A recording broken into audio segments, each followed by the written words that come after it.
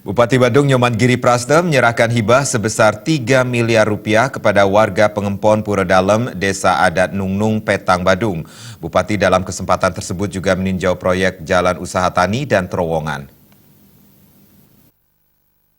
Proyek pertama yang ditinjau Bupati Badung Nyoman Giri Prasta yakni proyek pembangunan terowongan atau saluran air yang akan diperlebar menjadi jalan bagi masyarakat Desa Nungnung.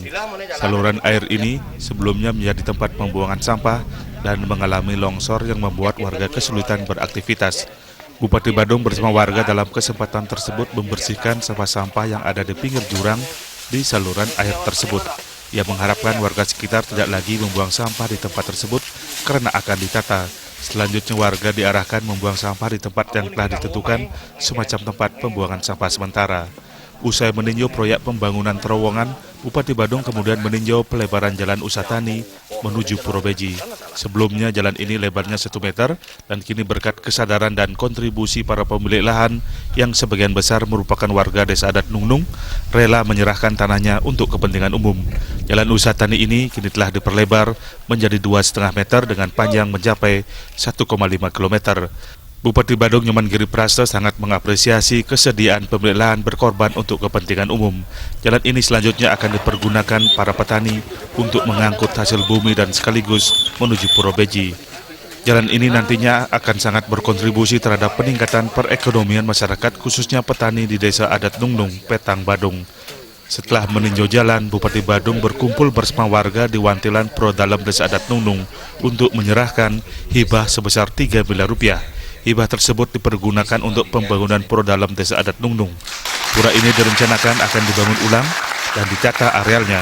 Bupati Badung Nyoman Giri Prasta menyatakan hibah merupakan wujud kepedulian Pemkab Badung untuk membantu meringankan beban warga Badung dalam urusan adat, sehingga masyarakat tidak lagi perlu mengeluarkan iuran sekaligus bisa menekan angka kemiskinan menjadi 0%.